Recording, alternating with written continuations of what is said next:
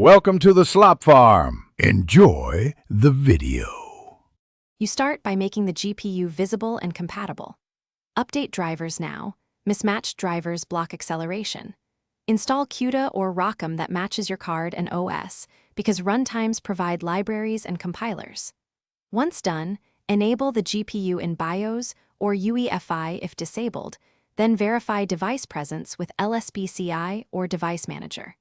Make sure the kernel or Windows update did not overwrite modules. You are setting the foundation, so compute workloads can be steered off CPU and onto the GPU immediately. Now you configure the software to prefer GPU execution. Install GPU-enabled builds of libraries such as cuDNN, TensorRT, or the GPU variants of PyTorch and TensorFlow. These provide GPU kernels. Rewrite hotspots to call GPU APIs, CUDA malloc, cuBLAS, or use torch. CUDA and TF.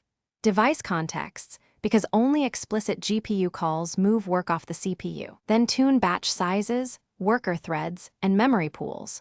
Larger batches and fewer CPU threads often improve GPU utilization and reduce host device transfer overhead. Finish by optimizing and validating GPU use. Profile the workload with NVProf or nSight. Locate slow memory transfers and underutilized kernels. Once identified, overlap host-to-device transfers with compute using CUDA streams and avoid blocking synchronous calls so kernels run continuously.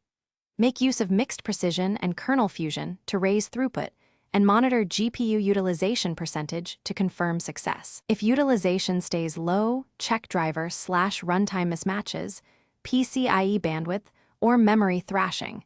That troubleshooting tip usually resolves most issues quickly. Thanks for watching. Consider subscribing if we helped you today.